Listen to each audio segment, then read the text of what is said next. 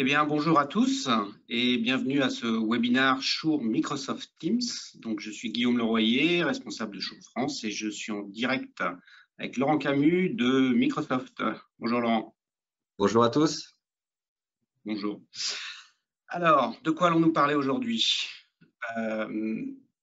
Alors, bougez pas, voilà. De quoi allons-nous parler? L'agenda. On va parler évidemment de Microsoft Teams, de l'intérêt de l'utilisation de Microsoft Teams.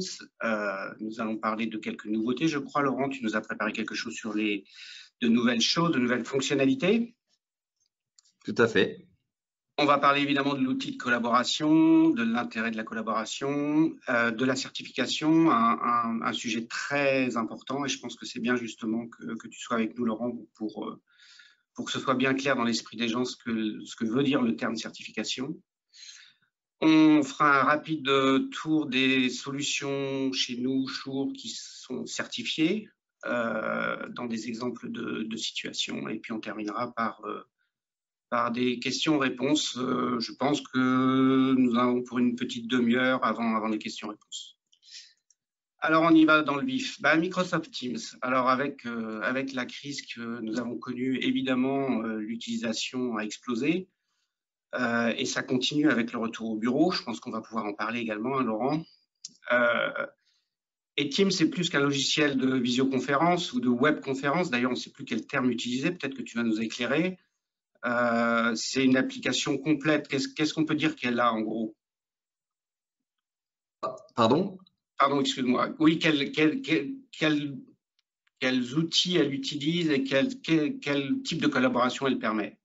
Alors, en fait, c'est vrai qu'on parle souvent Teams, on compare à un outil de visioconférence. Alors oui, c'est un outil de visioconférence, mais en fait, nous, on appelle ça, c'est plutôt une plateforme de collaboration qui est beaucoup plus large. Outre la visioconférence, on a tout un tas de possibilités de chatter, etc. Mais surtout, de plus en plus, une part importante de croissance de Teams, c'est l'intégration d'applications métiers, qui soient Microsoft ou en dehors de Microsoft d'ailleurs, hein, qu'on va pouvoir mettre dans ce hub de communication, de cette plateforme de collaboration. Donc, en effet, comme tu le dis, c'est absolument pas qu'un outil de visioconférence, c'est bien plus que ça, en intégrant de plus en plus les process métiers, en fait. Oui, tout à fait. On peut dire qu'il y a combien d'applications maintenant qui sont liées à Microsoft Teams?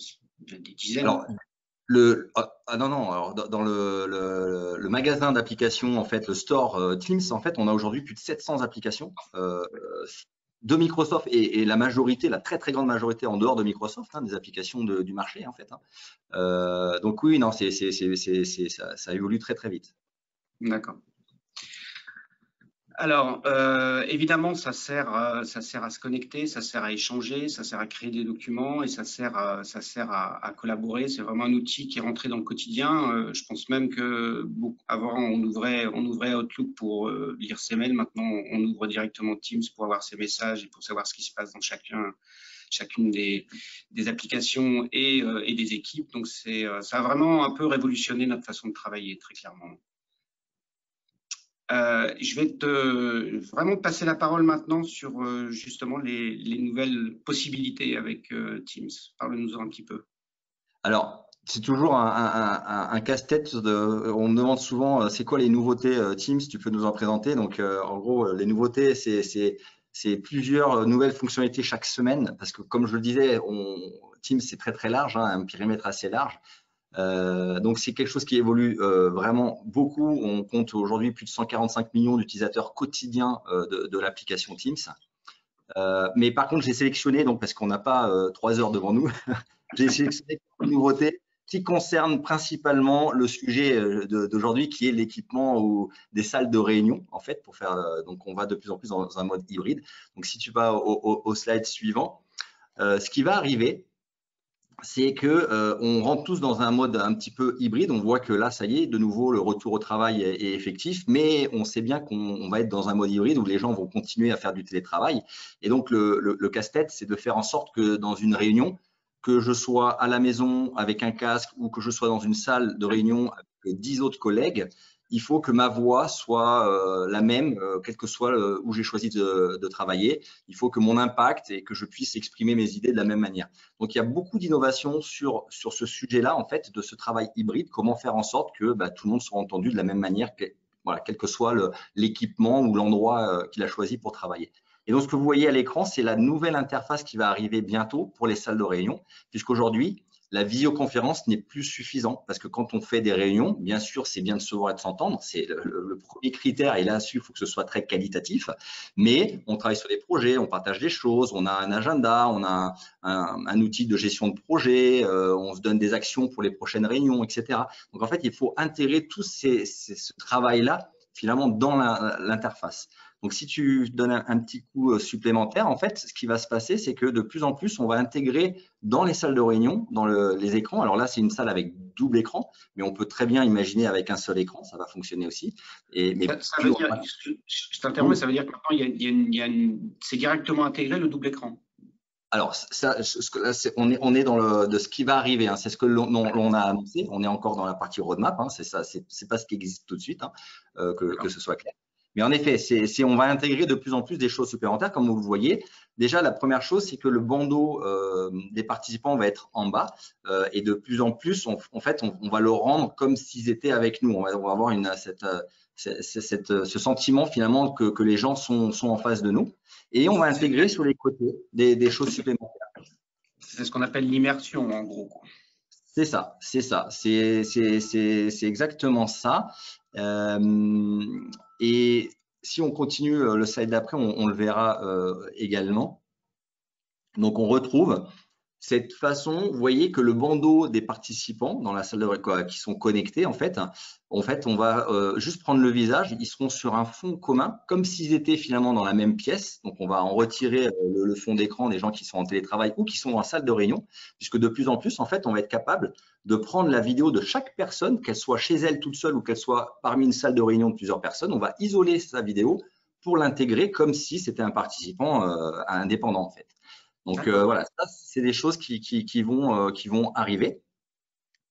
Et nouvelle chose, alors l'interface, si tu passes aussi au slide suivant, c'est que dans la roadmap, très vite, on va avoir beaucoup plus de flexibilité sur comment j'affiche les choses dans ma salle de réunion. Donc aujourd'hui, c'est vrai que quand on a un double écran, il y en a un qui est dédié à la vidéo, un autre qui est dédié au partage de bureau. Quid des réunions finalement où j'ai que de la vidéo, où je ne partage rien, finalement il y a un écran qui ne sert à rien, ce qui est un petit peu dommage. Donc en fait, on va pouvoir utiliser, vraiment exploiter au maximum les capacités des salles, l'équipement des salles de réunion en fait. D'accord. C'est vrai qu'on voit beaucoup de double écran en salle de réunion et c'est vrai qu'avec le partage, c'est presque indispensable, c'est une bonne évolution, ouais, c'est clair. Suivant, j'imagine. Oui, tout à fait. Alors après, il y a beaucoup d'innovations. Hein. Alors, si vous voulez, la stratégie de Microsoft, c'est que depuis un peu plus d'un an maintenant, pendant la pandémie, on a fait beaucoup d'évolutions, d'innovations de Teams dans des usages de télétravail, puisqu'on était tous confinés chez nous. Et donc, il y a eu beaucoup de choses. Voilà, la réaction, le fait de lever la main, de pouvoir s'exprimer plus simplement, de pouvoir choisir qui j'affiche comme vidéo, etc. Mais quid des salles de réunion finalement? Comment on fait si une personne dans la salle veut aussi s'exprimer, etc. Donc en fait, on va amener aussi beaucoup d'innovations, comme je le disais. Maintenant que c'est disponible au sein de l'application Teams quand je suis derrière mon ordinateur, on va aussi amener ces innovations dans les salles de réunion. D'accord. Et puis peut-être pour terminer sur deux, trois autres choses qui vont arriver, puisque bon, l'idée c'était de vous partager un petit peu la roadmap et de ce qui va arriver. Une chose qui va arriver aussi, toujours dans cette même optique finalement d'innovation dans les salles de réunion, c'est qu'on va être capable de faire de la reconnaissance vocale. Et le casse-tête aujourd'hui, je ne sais pas si ça vous est déjà arrivé, par exemple, vous êtes en télétravail, vous êtes connecté à une réunion avec une salle dans laquelle il y a 8 personnes. Et bien, quand une personne de cette salle prend la parole, en fait, vous êtes en train de chercher qui est-ce qui est en train de parler. Alors, vous regardez les bouches pour savoir qui parle et vous ne savez pas qui est en train de parler. Alors, vous savez que c'est dans la salle de réunion, mais ils sont 8 et donc vous ne savez pas. Donc, en fait, on va être capable de reconnaître la voix et on va pouvoir afficher à l'ensemble des participants, afficher le nom de la personne qui est en train de parler. C'est ce qu'on voit à droite, en haut à droite, là, la petite capture d'écran. On a le nom de la personne. Entre parenthèses, on dit elle est dans la salle, voilà, Confroom, le nom de la salle, mais on sait identifier la personne qui est en train de parler. Donc ça, c'est des choses qui arrivent. D'accord. Tout l'intérêt d'avoir un bon micro pour faire ça. Hein. Ah oui, là, voilà, la qualité des micros est bien sûr très, très importante. Alors, d'autres choses qui sont déjà plus ou moins disponibles aussi, c'est le pouvoir contrôler les salles de réunion avec son téléphone. Donc, voilà, Covid, il y a encore des restrictions. On n'a pas envie de toucher les écrans tactiles d'un espace commun. Et bien aujourd'hui, en fait, avec un smartphone et Teams installé, je rentre dans ma réunion et je peux me connecter la salle avec mon téléphone, contrôler, piloter, gérer les micros, les caméras depuis mon téléphone. En fait. D'accord. Ça vient compléter, j'ai envie de dire, le trend actuel du BYOD. Je viens avec mon laptop, je viens avec mon téléphone et finalement, je participe à la réunion de façon complètement transparente, quoi. Exactement, exactement. Et puis peut-être dernière chose aussi, alors liée aussi au confinement peut-être, c'est qu'on va être capable de compter le nombre de personnes dans les salles et alors pas interdire bien sûr, mais au moins d'afficher un bandeau d'informations aux participants de la salle en leur signifiant que peut-être qu'ils sont au-delà de la capacité autorisée. Ça, c'est autorisé par les administrateurs qui gèrent les espaces en fait, et de dire attention, là, vous dépassez, c'est une salle prévue pour par exemple 8 personnes et vous êtes 10. Donc, ce genre de petite fonctionnalité qui intéresse beaucoup les DSI en fait de nos clients aujourd'hui. D'accord. Voilà. Okay. Et puis, allez, peut-être la dernière tout en bas pour juste terminer, Clore. En fait, on va aussi proposer de faire ce qu'on appelle du casting, du Teams casting. C'est-à-dire qu'il se peut que dans des salles, on n'ait pas forcément besoin de faire des réunions en visioconférence, mais juste de travailler et de partager. Et en fait, tout simplement, quand je vais rentrer dans une salle, de la même manière, je vais utiliser mon smartphone, mon PC, et je vais pouvoir partager très, très simplement du contenu sur les écrans de la salle ou de la vidéo avec du son, etc. Voilà, directement, très simplement, en 2 clics, hop, je partage le contenu sur un écran. Donc ça, c'est des techniques qui sont arrivées bientôt. C'est vrai ce que tu dis, et c'est quelque chose que les gens ont peut-être un peu déjà fait d'une certaine manière avec Teams. Quelquefois, ça facilitait le partage de toute façon dans une salle, j'ai envie de dire, déjà adopté d'une certaine manière, de façon détournée par les utilisateurs, entre autres moi. On s'affranchit d'un casse-tête qui est la gestion des câbles. Vous savez, les fameux câbles HDMI. Ah ben non, mais moi j'ai un VGA, ben j'ai pas l'adaptateur, etc. Et ben en fait, avec Teams, si la salle est équipée d'un système Microsoft Teams, en fait, et ben peu importe, j'utilise mon smartphone, mon PC, tant que j'ai une connexion Internet, c'est le minimum requis. Et ben hop, je peux diffuser sans m'embêter avec des adaptateurs et des câbles. Ouais, c'est vrai, c'est vrai. Et c'est vrai que ça va dans le sens des utilisateurs, de la facilité d'usage qui est très importante aujourd'hui, évidemment. Merci pour tout ça. Je te garde sous le coude parce qu'on va continuer à parler de Microsoft Teams et puis on va parler également de Shure, de Microflex. Tu l'as dit, l'importance de la voix et de l'audio, c'est capital et on le voit d'autant plus avec les fonctionnalités qui arrivent chez vous. Faut vraiment que la qualité soit au top. Donc la captation la meilleure possible. Évidemment, on a envie d'entendre, c'est vrai qu'on y pense souvent à la diffusion, on pense moins souvent à la captation et depuis le temps qu'on en fait maintenant, depuis le temps qu'on utilise Teams, c'est vrai que la première question qu'on se pose toujours, c'est est-ce que tu m'entends? C'est souvent les premiers mots que l'on dit dans une conférence. Parce que évidemment, très, très facilement, on voit si on est vu, donc ça, c'est plus simple. Toutes les voix comptent aussi, tu l'as dit, je pense qu'il faut aller chercher à niveau égal les voix, où qu'elles soient dans la salle et où qu'elles soient à distance, pour qu'on ait un niveau équivalent, qu'on n'oublie personne et qu'on capte, j'ai envie de dire, toutes les personnes assises autour d'une table de réunion. Alors évidemment, tendre vers le meeting parfait, c'est un objectif, ça restera toujours un objectif et je pense que notamment avec ce que tu viens de nous dire, ça va grandement améliorer la collaboration. Chez Shure, on a vraiment deux deux écosystèmes. On a l'écosystème STEM, dont on a fait un webinaire il n'y a pas très longtemps, sur lequel on a fait un webinaire il n'y a pas longtemps, et l'écosystème Microflex. Ce dont on parle aujourd'hui, c'est Microflex, puisque c'est cette solution qui est certifiée. Comme vous le voyez, c'est le dernier point, on va en parler, la certification. Et je suis content de t'avoir avec nous parce que c'est quelque chose qu'on a souvent à expliquer, la différence entre interopérabilité, compatibilité, certification. Alors, je vais vous donner ce que nous, on voit du côté fabricant. Ce que l'on voit du côté fabricant, c'est qu'il y a un cahier des charges chez Microsoft qu'il faut remplir pour se certifier, à la fois un cahier des charges sur la qualité, évidemment, des équipements, mais également sur l'interopérabilité et sur la partie donc soft, protocole de communication entre nos solutions et Microsoft Teams. Le point d'entrée, on le sait aujourd'hui, c'est l'USB et c'est par cet USB que passe la communication. L'intérêt de la certification, c'est surtout, c'est ce qui est mis ici, c'est l'interopérabilité dans le temps, la compatibilité dans le temps, c'est-à-dire que vous, Microsoft, vous faites évoluer Teams, la preuve, il y a 300 nouvelles fonctionnalités qui arrivent, eh bien, il faut que ça ne change rien à l'expérience d'utilisateur en termes de connexion. Et il faut que ce soit transparent pour l'utilisateur. C'est pas parce que vous faites une mise à jour que ça va perturber la salle ou l'environnement. Est-ce que tu peux nous en dire un petit mot là-dessus, de l'intérêt de la certification, d'utiliser des produits certifiés pour Microsoft Teams et particulièrement en salle de réunion? Oui, alors tu l'as dit. Alors au nom de Microsoft, moi, j'ai toujours tendance à m'excuser auprès de nos partenaires parce qu'en fait, le cahier des charges, il est compliqué et je le sais bien. Donc en fait, c'est pas un simple accord commercial entre nos partenaires et Microsoft pour dire c'est bon, on vous met certifié. Non, c'est vraiment technique. Donc c'est nos équipes d'engineering à Corp qui travaillent avec vos équipes pour définir voilà les solutions, l'interopérabilité technique.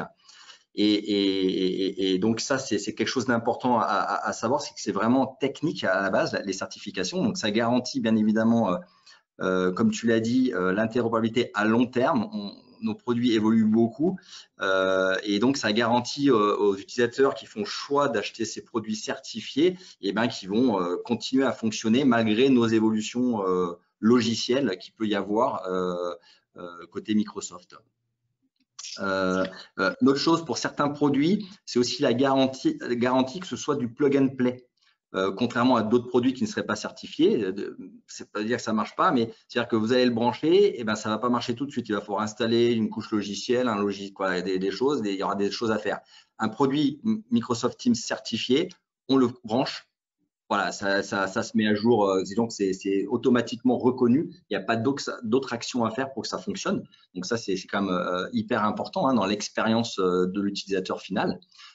Et puis après, en gage de support, bien évidemment, vous avez l'entière responsabilité de Microsoft sur l'accompagnement et le support de produits certifiés. Ouais, tu fais bien de le dire parce que ça, c'est aussi important. Le support de Microsoft qui est basé sur la certification également des produits, quoi. Bien sûr.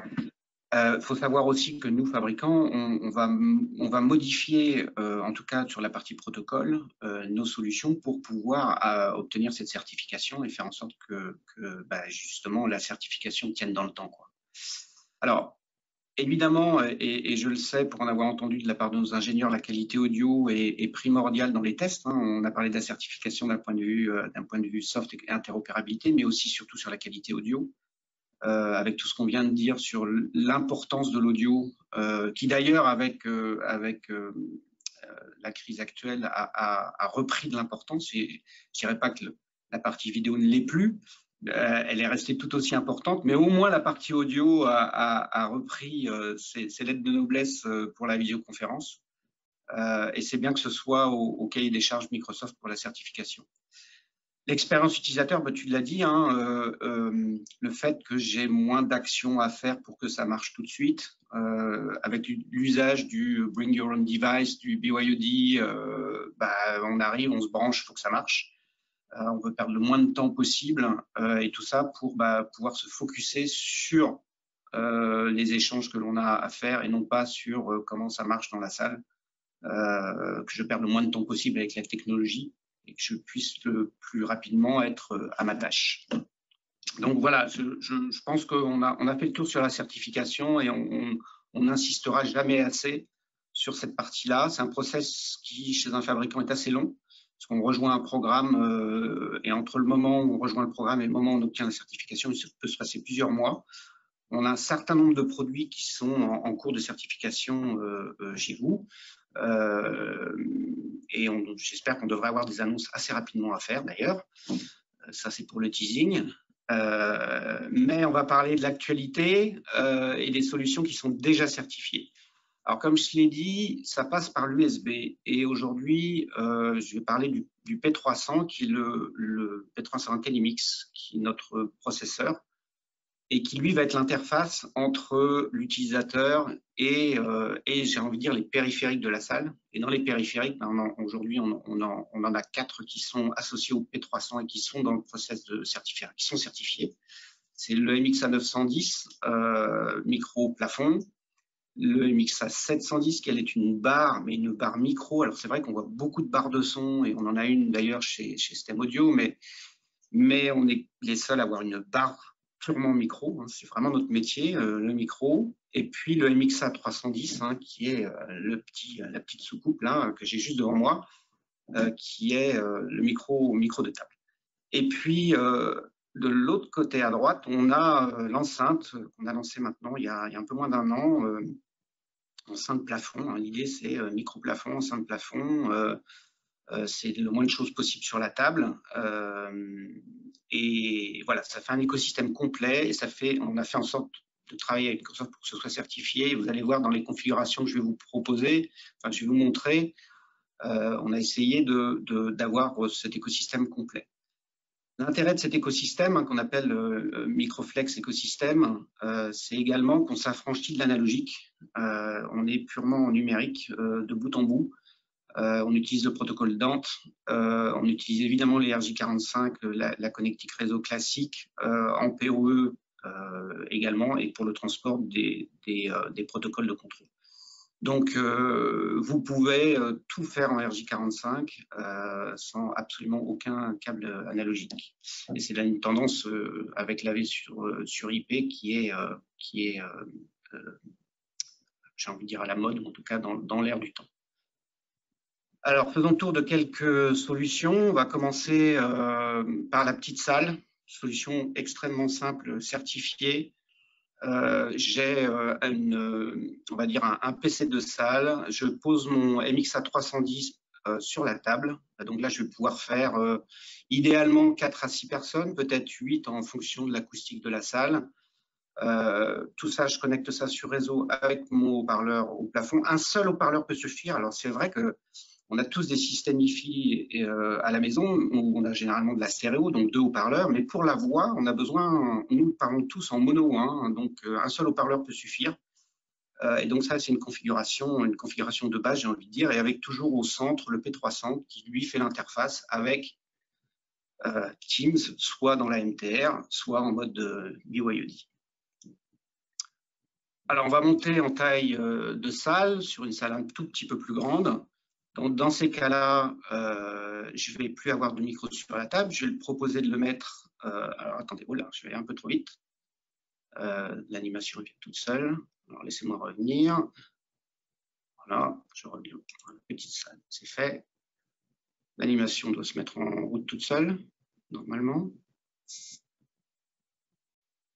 Là, tu es sur la salle. Ouais, elle est revenue. Donc, je vais avoir donc soit une MTR, soit un câble USB, et puis la barre de son, donc la barre de micro qui va être sous l'écran. Et comme je suis dans une salle un tout petit peu plus grande, je vais avoir besoin d'une diffusion un peu plus large avec deux haut-parleurs plafond, et on y a adjoint un petit accessoire qui est bien utile parce que quand vous avez le micro qui est sous l'écran, bah, ça peut être très intéressant, même si dans l'application Teams, évidemment, je peux muter, mais d'avoir un petit bouton de rappel pour faire le mute directement intégré dans la table. Ça, c'était plutôt une salle moyenne. Et on va là rentrer dans une grande salle avec une solution plus complète. Alors là, on va rentrer presque dans l'intégration audiovisuelle traditionnelle. Toujours la même idée, j'ai une EMTR ou j'ai un câble USB. Tout ça, ça passe par le P300 qui fait le lien avec le switch réseau et les équipements qui sont 2 micro-plafonds ici et 4 haut-parleurs plafond. Donc avec ça, on considère qu'un MXA 910 au plafond peut couvrir une vingtaine de personnes. Donc là, je peux avoir une salle de réunion d'une quarantaine de personnes. Ou alors je peux avoir 30 personnes très très confort avec plus d'espace pour s'asseoir. Et d'ailleurs souvent avec le micro-plafond on va plus parler de mètres carrés au sol véritablement que de nombre de personnes. Donc, voilà une solution certifiée qui est intéressante parce que ça veut dire que dans le process de certification c'est allé quand même assez loin de pouvoir intégrer deux MXA 910. Et puis, une autre solution que l'on rencontre de plus en plus, tu parlais d'hybridation des réunions, il y a l'hybridation des cours aussi. Et en ce moment, on est en déploiement dans un grand nombre d'écoles, écoles souvent de commerce ou d'ingénieurs, avec justement la possibilité que le professeur puisse s'adresser directement aux étudiants à distance, tout en s'adressant aux étudiants présents évidemment, et que les questions posées dans la salle puissent être entendues à distance, on le disait, de façon égale. Sinon, le professeur sera obligé de répéter chaque question à chaque fois. Donc là, c'est pareil, on va installer jusqu'à 2 MXA. Parfois, dans certaines configurations, on installe beaucoup plus que ça, avec une diffusion également dans toute la salle. Donc ça, c'est une solution qui est certifiée et qui permet d'avoir de l'enseignement à distance et en mode présentiel. Voilà, hein, en résumé, on peut dire que c'est indispensable pour nous, Shure, de collaborer avec une solution comme Microsoft Teams pour le bien des utilisateurs, pour le bien des DSI également et de toutes les équipes clients qui gèrent au quotidien parce que quand les solutions sont plus plug and play, ça veut dire moins de tickets, ça veut dire plus de satisfaction collaborateur et au bout du bout, c'est bon pour tout le monde. Donc on va continuer cette collaboration. Comme je le disais, on a des produits qui sont en cours de certification. C'est un process permanent, j'ai envie de dire.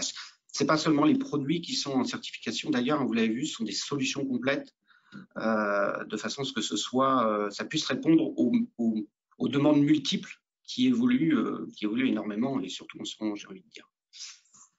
Donc voilà, je ne sais pas si tu veux rajouter quelque chose, Laurent, par rapport à ça, sur cette conclusion. Non, juste peut-être un petit détail, mais quand tu me expliquais tout à l'heure qu'on pouvait muter via le speaker sur la table, l'intérêt d'une solution certifiée, c'est que n'importe quelle solution, on appuie sur le bouton mute, ça va muter, mais ça ne va pas communiquer à Teams le fait que la salle est mutée.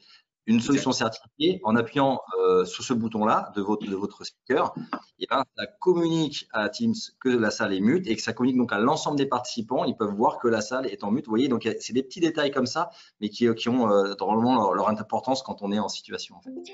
Oui, tu as complètement raison. Et c'est pour ça que la certification a été faite avec l'ensemble et que le fait, comme tu dis, d'appuyer sur le bouton mute qui est sur la table, ça va à la fois muter dans Teams et ça va muter, donc la LED va passer au rouge sur le micro et donc on est, j'ai envie de dire, sûr de ne pas être entendu si on n'a pas envie de l'être. Voilà, écoute, je te remercie beaucoup. Je pense que ça a été instructif. Moi-même, en préparant, j'ai appris beaucoup de choses sur votre roadmap. Et c'est important. C'est devenu un outil tellement indispensable que de savoir qu'il évolue dans le bon sens, c'est plutôt une bonne chose. Donc, on a ouvert aux questions. Vous pouvez poser vos questions via le chat. Et j'en ai déjà qui sont arrivés. Je vais donc les regarder, les lire. Alors, on avait une question sur le roadmap, mais je pense que le roadmap, on l'a donné. Alors, une question est, devons-nous mettre à jour les produits Shure pour être compatibles Teams? Non, il n'y a pas forcément besoin de les mettre à jour à partir du moment où le produit où la version du firmware est compatible Teams, il n'y a pas besoin. C'est toujours mieux de le faire parce que vous récupérez des fonctionnalités, mais ce n'est pas une nécessité 100%. En tout cas, pas pour la compatibilité. Autre question, alors, on voit qu'on a des habitués de Shure. À partir des versions… ah oui, non, d'accord. Non, ça, c'est une réponse qui a été faite par un de mes collègues. Quel est le rayon max de couverture de la barre micro? Alors, on parle ici du MXA 710. En fait, on a deux versions. Celle qui est certifiée, c'est celle de 120 cm, donc là, ce qu'on appelle la 4 pieds. On considère qu'on va capter à 6 mètres, environ 6 mètres. Encore une fois, ça dépend souvent de l'acoustique de la salle, mais 6 mètres, c'est un bon repère. Donc, si vous le mettez au plafond, vous allez balayer environ à 6 mètres autour. Si vous le mettez sous l'écran, vous allez pouvoir les capter jusqu'à peu près 6 mètres. Ça peut faire plus, mais si vous voulez être confort, et comme on le disait, comme on l'a dit, ce qui est important, c'est d'entendre tout le monde à la même force, au même niveau. Donc, j'ai envie de dire 6 mètres maximum. Alors,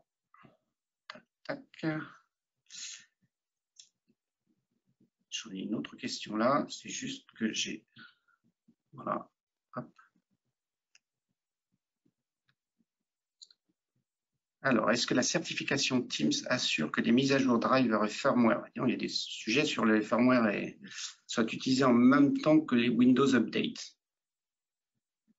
Je refais la question, peut-être que tu peux m'aider, Laurent. Est-ce que la certification Teams assure que la mise à jour des drivers et firmware Shure soit réalisée en même temps que les Windows Updates?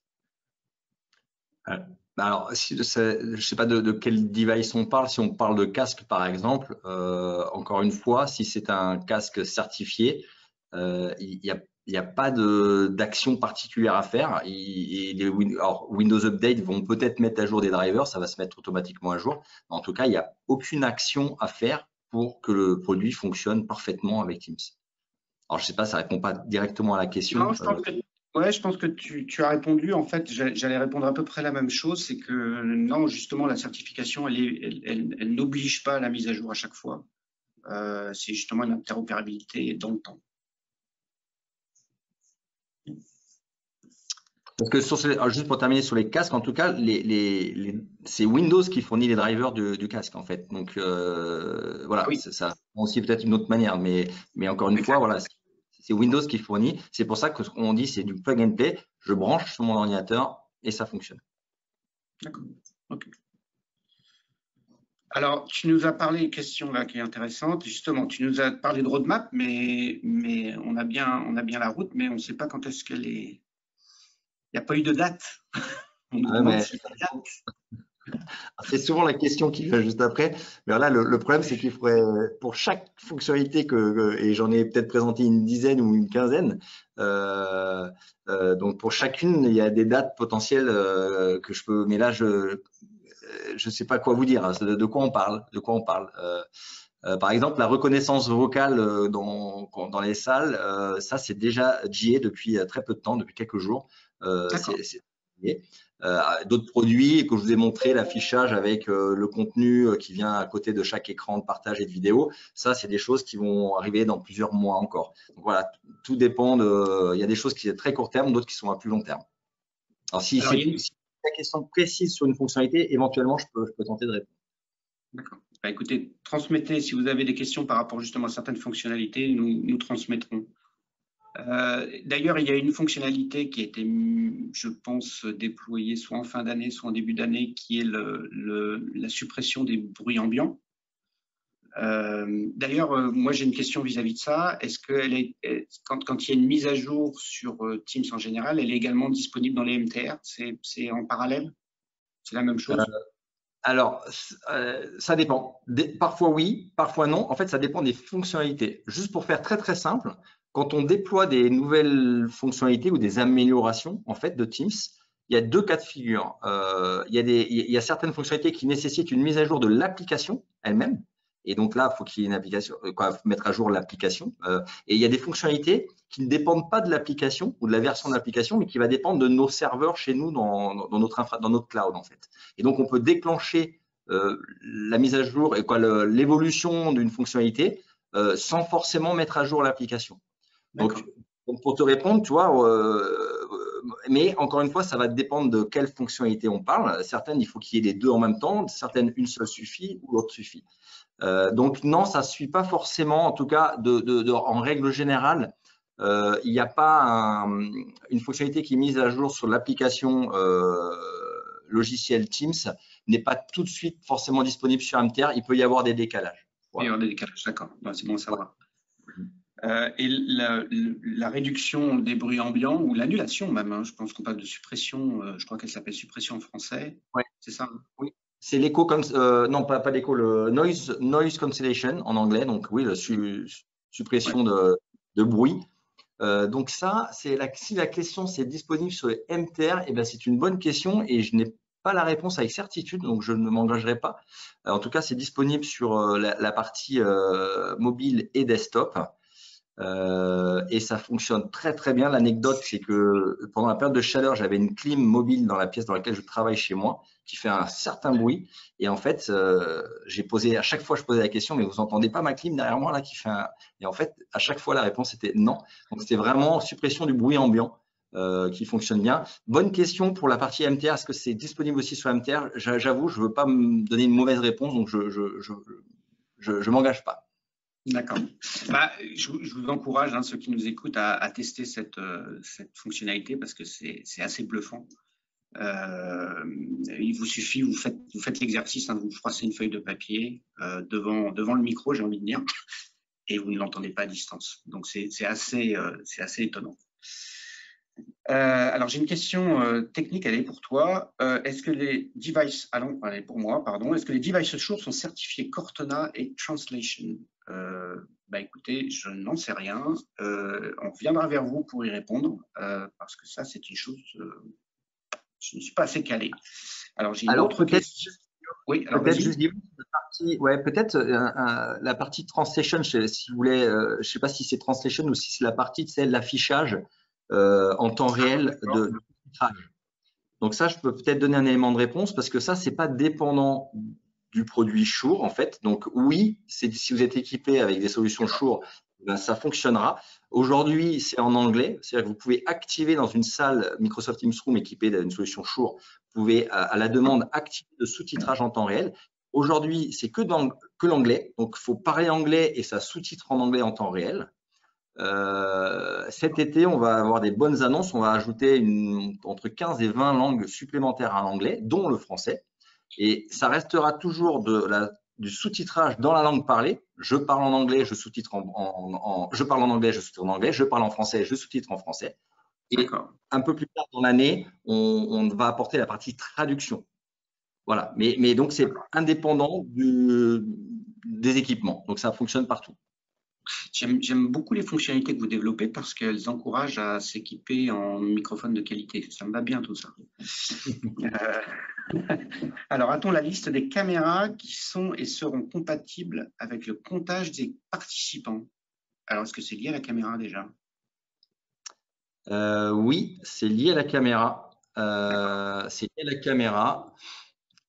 Et ça, je vous invite à consulter. Alors, je ne peux pas transmettre là, mais l'URL est assez simple à retenir. C'est aka, 3 lettres, aka.ms/teamsdevices. Et vous allez avoir tous les équipements et les caméras aussi qui sont certifiés sur Teams. D'accord. Fabuleux. Alors, ces questions, ça n'arrête pas. Ok, alors ça, c'est une question pour moi. Est-il possible de brancher deux MXA 910 sur un P300, sachant qu'il y a 8 canaux AEC? Alors, c'est une très bonne question. Dans les MXA 910, il y a déjà du traitement audio numérique et notamment des DSP. Donc, quand on rajoute un P300, c'est aussi pour l'interfaçage USB, et la certification Teams. Malgré tout, on a une capacité à traiter l'AEC directement dans les MXA 910, ça marche plutôt pas mal. Donc, je ne vais pas rentrer dans les détails techniques, mais oui, on peut se contenter d'un P300 pour connecter deux MXA 910 ou deux MXA 710. Et on l'a fait récemment sur certaines salles, en connectant d'ailleurs un 710 qui, lui, est destiné à prendre, je veux dire, dans une salle en U, par exemple, où les personnes vont venir parler devant l'écran. On a mis un 710 qui est au-dessus de cet espace et un 910 qui, lui, vient capter les gens qui sont assis autour de la table. Et avec un seul P300, eh ben, je vais renvoyer un automix qui sort du P300, qui sort pardon, du MXA 900, de chaque MXA 910, et je vais rentrer dans le P300. Donc oui, je peux connecter deux MXA 910 directement à un P300. Ce n'est pas toujours la solution qui est retenue. On va plutôt prendre des DSP du marché qui d'ailleurs sont certifiés, pour la plupart sont certifiés pour le faire, mais ça fonctionne. Ce qui est intéressant, c'est de savoir que dans une salle, si par exemple j'ai sous-dimensionné ma captation, je ne vais pas avoir de problème et de hardware à rajouter derrière. Je pense que ça répond à la question. Alors, question pour moi encore, désolé. Est-ce que Shure prévoit la sortie de micro de table sans fil? Alors, d'abord, on en a déjà, puisqu'on a la solution MX Microflex Wireless, équipée Alors, il y a 4 types de micros. Il y a des micros mains classiques, vous avez des pockets pour brancher des micros cravates ou des serre-têtes. Vous avez le micro colle de cygne et vous avez des micros de surface. Un micro de surface qui vient de la gamme MXW va couvrir 2 à 3 personnes. Donc, si vous voulez ce type de solution pour pouvoir débarrasser la table des micros après une réunion et peut-être réorganiser la salle différemment, ça, c'est très utile dans ces cas-là, dans des salles modulaires, par exemple. Typiquement, c'est la gamme MXW, où, voilà, 2 à 3 micros, enfin un micro pour 2 à 3 personnes.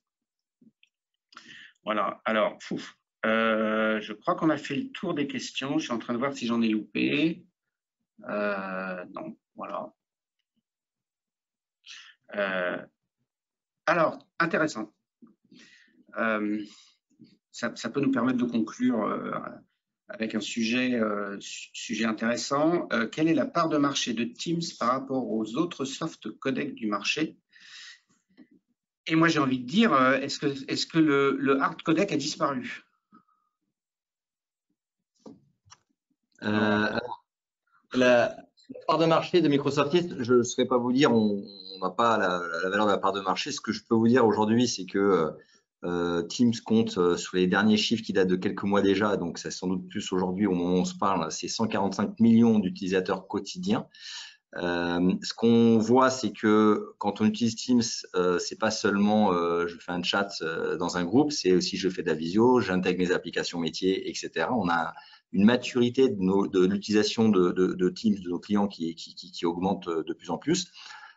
Après, part de marché, je ne sais pas. En croissance, bien évidemment, cette dernière année, on a plus que doublé les chiffres d'utilisation de Teams. Voilà ce que je peux dire pour cette partie-là. Et la deuxième question, Guillaume, c'était…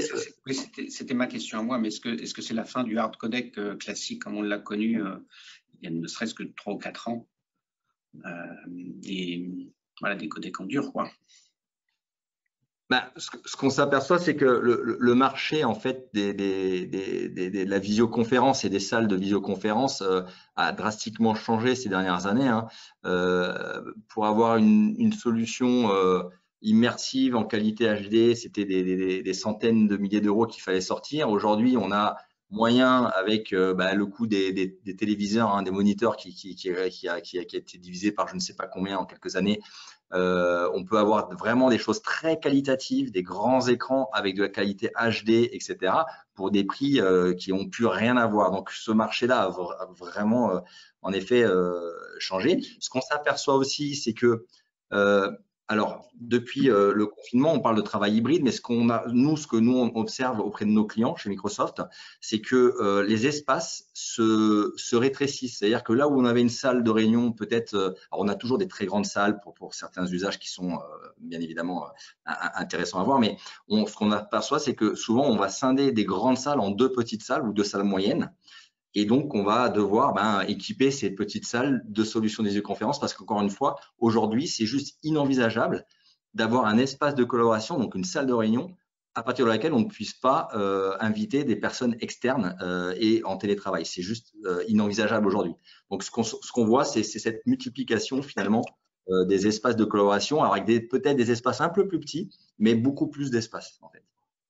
Oui, c'est vrai. Et je pense qu'aujourd'hui, dans les entreprises ou même dans les administrations, on ne conçoit plus d'avoir une salle de réunion sans qu'elle soit connectée d'une manière ou d'une autre. Je ne dis pas forcément complètement équipée, mais en tout cas connectée pour faire un call, pour faire une webconf ou faire quelque chose. Donc c'est sûr, c'est une tendance lourde. Je pense d'ailleurs qu'avec… Anecdote, excuse-moi Guillaume, anecdote, c'est qu'on voit même certains clients qui équipent leur cafétéria en fait de solutions de visioconférence pour pouvoir prendre le café finalement avec des personnes qui sont en télétravail et partager un moment de convivialité finalement dans une salle, dans une simple espace cafétéria en fait. Voilà. D'accord, ouais, c'est partout quoi. C'est Teams partout. Écoute Laurent, je te remercie. Je pense que ça a été très instructif. Je pense qu'on a fait le tour également des questions. Il y en avait pas mal. Voilà, je vous remercie à tous d'avoir assisté à ce webinaire. Il a été enregistré, on le rediffusera. Et voilà. Et aujourd'hui, je pense qu'on est le dernier jour du confinement, ou je ne sais plus comment on peut appeler ça. Enfin bref, j'ai envie de dire, demain c'est la liberté, c'est ça? Ou c'est même aujourd'hui que ça commence, c'est ça? Peut-être même aujourd'hui, je crois. Ouais, c'est ça. Ouais. Ok, merci à tous. Merci Laurent pour ta participation. À bientôt. Et merci à Chour de m'avoir invité. Au revoir.